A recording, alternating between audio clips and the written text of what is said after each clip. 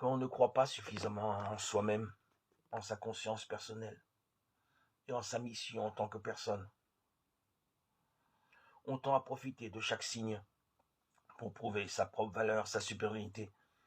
On a du mal à laisser tomber les préjugés et à devenir l'ami de quelqu'un, de rejeté, d'exclu par le groupe social auquel on adhère.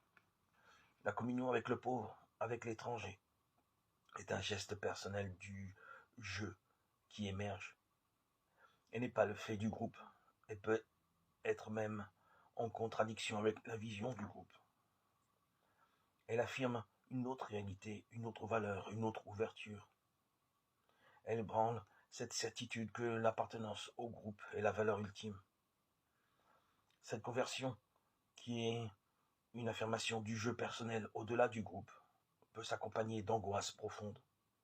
Elle pourrait entraîner les mêmes angoisses chez un Russe à l'époque stalinienne qui aurait cherché à entrer en contact avec un étranger en visite à Moscou, ou chez un Américain qui aurait eu un ami communiste au temps de la chasse aux communistes, ou chez un catholique qui aurait prié dans une église protestante avant Vatican II, ou chez un jeune d'un groupe de durs et de forts qui s'attacherait à une personne avec un handicap mental.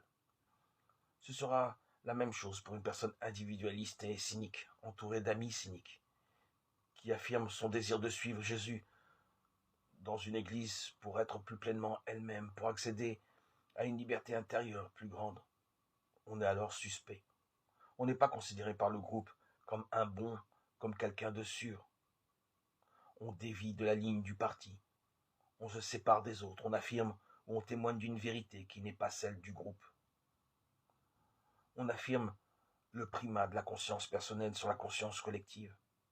On affirme le jeu personnel